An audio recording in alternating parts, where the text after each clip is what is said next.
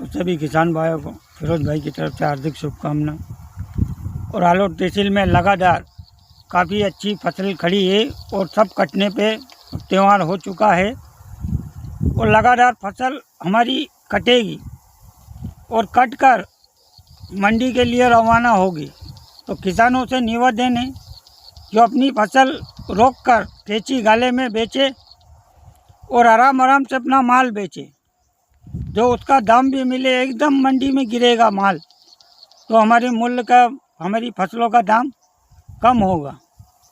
तो फिर किसानों को आराम से रोक के बेचे अपनी फसल, चाहे गेहूँ हो, चाहे लहसुन हुए, चाहे चने हुए, तो उसका मूल्य का दाम काफ़ी हमें अच्छा देखने को मिलेगा। और अभी माल शुरू में निकलेगा तो हमारे बाज़ार गिरेंगे और किसानों को बहुत घाटा जाएगा।